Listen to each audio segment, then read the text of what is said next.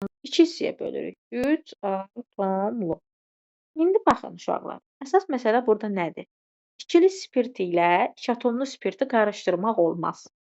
2 atomlu spirt o deməkdir ki, tərkibində 2 dənə OH qrupu var. İkili spirt isə o deməkdir ki, OH-ın ikili spirtimiz bir atomlu spirtlərimizə aiddir. Sadəcə onun mənası o deməkdir ki, OH-ın birləşdiyi karbon atomu əlavə olaraq 2 dənə karbon atomu ilə birləşibdir. Baxın, bu izopropil spirti ikili spirtdir. Amma 2 atomlu spirt dedikdə, baxın,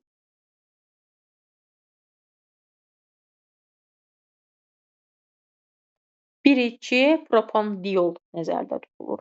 Yəni OH-ın sayı 2 dənə olmalıdır. OH-ın sayı 1 dənədir. İkili spirt deyirsə, yəni OH-ın birləşdiyi karbon atomunu 2 müxtəlif 2 dənə ayrı-ayrı karbon atomu ilə birləşibsə, o ikilidir. 3 dənə ayrı-ayrı karbon atomu ilə birləşibsə, üçlüdür. Bir dənə birləşibsə, birlidir. Amma 2 atomlu tərkibində 2 dənə OH qrupunun olmasıdır. 3 atomlu tərkibində 3 dənə OH qrupunun olmasıdır. Uşaqların ən çox qarışdırdığı hissə budur deyə, ona görə bunu ilk öncə izah etmək istədim. 2 atomlu spirtlərdən başlayırıq. 2 atomlu spirtlərin ümumi formulu CnH2nOH2. Baxın, yəni bu formul. CnH2nOH2 və yaxud da ümumiyyətlə ümumi şəkildə yazsaq, CnH2n+2O2-dir. Elə bilin ki, alkanların formulunun yanına 2 dənə oksigen əlavə elədiniz. Bu da bizim 2 atomlu spirtlərimizin ümumi formuludur. 2 atomlu spirtlərimizin formuluna əsasən hesablamalar aparmaq istəsək, ilk öncə deyirik ki, qeyri-polyar kovalent rabitələrin sayı. Qeyri-polyar kovalent rabitə sayı dedikdə, karbonlar arasındakı rabitə sayı nəzərdə tutulur ki, bütün alifatik karbohidrogenlərdə olduğu kimi, bunlarda da karbonun sayından bir vahid azdır qeyri-polyar kovalent rabitə sayı. Yəni N-1-dir. Baxın, indi deyəcəm, sonra sizə verəcəm ki, tapın deyəcəm. Diqqətlə qulaq asın. Qeyri-polyar kovalent rabitə sayı karbonun sayından bir vahid azdır. Polyar rabitə sayı isə hidrogenin sayı üstəgəl 2-dir. Niyə? Çünki burada 2 dənə oksigen atomu da, baxın, elə bilin ki, polyar rabitə sayı karbon ilə hidrogen arasında 2N, oksigen ilə hidrogen arasında 2 dənə, üstəgəl də 2 dənə də karbon ilə oksigen arasında var deyə, o da 2 dənə. Ona görə deyirik, hidrogenin ümumi sayının üstünə 2-ni gəlirsən. Yəni, hidrogenin sayı ilə oksigenin sayının cəminə bərabər olur. Belə də yadda saxlaya bilərsiniz. Bu deyilir 2n+4. Bu olur polyar rabitə sayı. Sizə desəm, bəs ümumi sigma rabitə sayı n-1-dən 2n+4-ü toplayırsınız. Doymuş birləşmələr olduğuna görə pi rabitə sayı yoxdur. Bunun yenə deyirəm, əsas asan polyar rabitə sayını tapmasını istəyirsinizsə, asan yolu hidrogenin sayı ilə oksigenin sayını toplayın. Uyğun cavab alınacaq. Ümumi sigma rabitə sayı isə hidrogenin sayının üzərinə oksigenin sayını gəlirsən, üzərinə də karbonun sayından bir vahid azı gəlirsən. Yəni 2n+1-in üzərinə 2n+4-ün üzərinə n-1-i gəlirsən. O da olur 3n+3. Desək ki, karbon atomlarının hibrid orbital sayı, baxın, xüsusilə vurğulayırıq. Karbon atomlarının hibrid orbital sayı, karbonun hamısı sp3 hibrid halındadır deyə vururuq 4-ə, olur 4n. Sonra desək ki, hidrogen atomlarının qeyri-hibridli orbital sayı, deyirsən ki, hidrogenin sayı qədər, yəni 2n+2. Desək ki, oksigen atomlarının rabitə əmələ gəlmədə iştirak edən orbital sayı, deyirsən ki, 4 dənədir. Sonra ümumi orbital sayı dedikdə, karbonda dedik 4n-dir, hidrogenimiz 2n+2-dir, oksigende də 4 dənə var deyə 4n ilə 2n+2 və oksigenin 4 dənəsini toplayırsınız. Ümumi olur 8n, o da 8n yox, 6n, 6n+6. Və yaxud da Oksigen niyə 4 dənə oldu? oksigen çünki 2 dənə rabitə yaradır. Ona görə 2-nin hərəsi 2 dənə rabitə yaradır deyə 4 dənəsi iştirak edir. Hər rabitə yaranmasına bir elementin bir orbital iştirak edir çünki. Ümumi orbital sayını belə də tapa bilərsiniz. Burada ümumi nə qədər rabitə oldu? 3n+3. Asan yolu budur. 3n+3 rabitə varsa, deməli nə qədər elektron iştirak edib və yaxud da nə qədər orbital iştirak edibdir. 3n+3-ü vurursunuz 2-yə, 6n+6 olur. Aydın oldu? Rabitə sayını 2-yə vuranda nəyi tapırıq? Elektron sayını və yaxud da elektron buludu, elektron orbitalı sayını. Ümumi rabitə burada 3n+3-dür. Onu da vurursunuz 2-yə, 6n+6. Bu oldu bizim 2 atomlu spirtlərimizin ümumi formulu və onlara əsasən hesablamalar. İndi sonra keçirik 3 atomlu spirtlərin formulunu, onlara aid hesablamaları deyək. Sonra bunlara aid misal verim, siz mənə deyin, görüm ki, bildiniz. Sonra keçək alınma üsullarına və s. İndi keçirik 3 atomlu spirtlərimizə. 3 atomlu spirtlərimizin ümumi formulu CnH2n-1 OH3 və yaxud da CnH2n+2O3. Deyirik ki, burada karbonun sayı 3-ə bərabər və yaxud da 3-dən böyük olmalıdır. Çünki 3 dənə OH qrupu var, hərəsi bir karbon atomuna birləşir. 2 atomlu spirtlərdə də 2, 2-dən böyük olmalı idi. Burada indi polyar rabitələrin sayı, hidrogenin sayı, yəni 2n+2 üstə gəlinsin 3 dənə oksigenin sayı olacaq.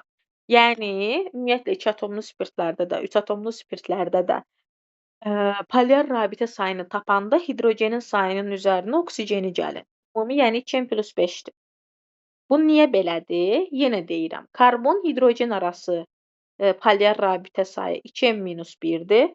Oksigen, hidrogen arası 3 dənədir. Oksigen, karbon arası da 3 dənədir. Cəm olur 2n+5. Belə yadda saxlaya bilmirsinizsə, yadda saxlayın ki, hidrogenin sayı üstəgəl oksigenin sayıdır. Yəni 2n+5-dir. Qeyri-polyar rabitə sayı karbon atomlarının sayından bir vahid az, yəni n-1-dir. Sigma rabitələrin sayı deyirik ki, n-1 ilə 2n+5-i toplayırıq, olur 3n+4. Karbon atomlarının orbital sayı 4n, hidrogen atomlarında 2n+2, oksigen 3 dənədir. Hərəsində 2 dənə orbital olacaq deyə 3-ü vururam 2-yə, 6 dənə orbitaldır. Ümumi orbital sayıda rabitə sayını vurun 2-yə. 3n+4 idi, onu da 2-yə vurdum, oldu 6n+8. Yəni tətbiq eləməyi bacarmalısınız. İndi misal üçün 2 atomluya da, 3 atomluya da bir dənə misal yazıram. Elə etilen qlikolla gliserini yazaq. İndi onların haqqında da danışacağı qonsuz. Bizim etilen glikolumuzun formulu 2 atomlu spirtlərin ilk nümayəndəsi. Gliserinimizin formulu isə 3 atomlu spirtlərimizin ilk nümayəndəsi. Desəm ki, birinci də etilen glikolda polyar rabitə sayını tapın. Hidrogenin sayı nə qədərdir? 2, 2, 4, 5, 6 dənə. Desəm ki, qeyri-polyar rabitə sayı 1 dənə, karbonun sayından bir vahid az. Sigma rabitələrin sayı, hidrogenin sayı üstə gəlinsin oksigen. Hidrogen burada 6 dənədir, 2 dənə də oksigen var deyə 8 dənə. Karbon hibrid orbitalı 4, 2-ni vururam 4-ə, 8 dənə. Hidrogen atomunun orbital sayı 6 dənə. Oksigen atom sayı dəyişmir, 4 dənədir. Ümumi orbital sayıda bunların hamısını toplayıram. Yəni 6n+6-da yerinə qoysam olacaq 18 dənə. Gliserində yenə polyar rabitə sayı, hidrogenin sayı 6, 7, 8, 9 dənə. Qeyri-polyar rabitə sayı 2 dənə. Sigma rabitə sayı, hidrogenin sayının üstünə oksigeni gəlin 12 dənə. Hidrogen atomlarının orbital sayı hidrogenin sayına bərabərdir 9 dənə. Oksigen atomu 6 dənə. 3-ü vururuq 2-yə 6. Ümumi orbital sayı da 6n+8-dir. Yəni 3n+4-dür. Ümumi rabitə sayını vurdum 2-yə, oldu 6n+8. Aydın oldu. İndi hər kəs, bunu da qoy kaydı dayandırın. Gəldi indi çox atomlu spirtlərin adlandırılmasına. 2 atomlu spirtlərdə diol sözündən istifadə edirik. Çox atomlu spirtlərdə isə triol sözündən istifadə edirik. Misal üçün etilen glikoldan elə başlayaq. Bizə onsuz da çox atomlu spirtlərdən etilen glikol, 1 atom 3 atomlu spirtlərdən 2 atomlardan etilen qlikol, 3 atomlardan da, qliserin daha çox düşür, amma biz hər ikisinə baxaq. Misal üçün etilen qlikol deyiriksə, ən uzun zənciri nömrələyirik. Burada onsuz da 2 dənədir. 1, 2. Bunun adı olacaq, uyğun alkanın adına, yəni etanın adına diol şəkilçisini əlavə eləyib deyəcəyik etandiol 1 və 2, yəni 1-ci və 2-ci karbon atomu. Və yaxud da deyirik ki, nömrələyək. CH, CH, 2, 3. Nömrələyəndə şaxa yaxın olan tərəfdən nömrələməliyik. Yəni OH-ın yaxın olduğu tərəfdən, bu biri tərəfdən 1, 2, 3, 4, 5. Pentandır, ən uzun zəncir pentandır. Deyirsiniz ki, pentan, diol, 2 və 3. Niyə? Çünki 2-ci və 3-cü karbon atomudur. Çox 3 atomlularda isə triol sözündən istifadə edirik. Yəni misal üçün, burada 2-də, burada bir dənə OH birləşdirək. Bu artıq olur 3 atomlu. Bu zaman deyirsiniz ki, pentan triol, 2, 3, 4. Bu adlandırmadan demək olar ki, hələ ki düşdüyünü çox görməmişik deyə çox üzərində qalmıram. Düşsə belə bir sadəsi düşəcək. Bilin ki, 2 atomlularda diol, 3 atomlularda isə triol sözündən istifadə edirik. OH yaxın olan tərəfdən nömrələyib, şaxələnmə yaxın olan tərəfdən nömrələyib, sonda ya triol ya da dioldursa diolu deyib, OH-ın birləşdiyi karbon atomlarının sırasını göstəririk. Gəldik indi alınma üsullarına. Deyirik ki, etilen qlikolun alınma üsulları. Etilen qlikolun alınma üsullarına gəldikdə, biz bilirik ki, etilen qlikolu alkenlərin nümayəndəsi olan etilenin kalium permanganat ilə oksidləşməsindən ala bilərik. Yəni, CH2, 2 qat rabitə. Üzərinə gəlirəm kalium manqanodur və su. Bu reaksiyadan alınır etilen glikolumuz, manqan O2-miz və kalium OH-miz. Sənayedə isə əsas alınma üsullarından biri etilen oksidəndir ki, biz etilenimizi oksigendə katalizator iştirakında reaksiyaya veririk. Etilen oksid alırıq. Etilen oksidimizin də üzərinə təzədən gəldikdə suyumuzu, üzərinə suyu gəldikdə alacağıq etilen glikolumuzu. Bu iki reaksiyanın ikisini də əzbərə bilmək lazımdır. Bundan başqa laboratoriyada alkanların dihalogenini törəməsi, yəni CH2 flor, CH2 florun üzərinə su və yaxud da natrium OH gəldikdə, gəlin natrium OH-ı gələk biz. Bu reaksiyadan alınacaq etilen qlikol və natrium flor. Bu bizim laboratoriyada alınma üsulumuzdur. Gliserinin alınma üsullarına gəldikdə isə biz bilirik ki, gliserinimiz, inşallah yağ dərsini keçəndə görəcəksiniz, bütün yağların tərkibində var. Ona görə biz yağların hidrolizindən, yağlar özləri də bir mürəkkəb efirdir. Yəni mürəkkəb efirlərin hidrolizindən, yağların hidrolizindən, mürəkkəb efirlər dedikdə gliserin olan mürəkkəb efirlər. Yağların hidrolizindən gliserin və uyğun ali karbon turşusunu alırıq. Yağın ümumi formulu, baxın, belədir. Yağları keçəndə bunun haqqında uzun bir məlumat verəcəyik. Qeyd-edin üzümün bəzi bölmələri, yəni ki, ancaq üzvü olardı. Deyirik ki, üzərinə su gəlirik. Gələvi mühitdə hidroliz prosesi gedir. Gələvi mühitdə hidroliz prosesi nəticəsində əmələ gəlir gliserinimiz və ali karbon turşularımız. İndi onun tərkibində, yağın tərkibində hansı ali karbon turşusudursa o əmələ gələcək. İstəyir eyni ali karbon turşusundan ibarət olsun, istəyirsə də müxtəlif ali karbon turşusundan hansıdırsa onu əmələ gələcək.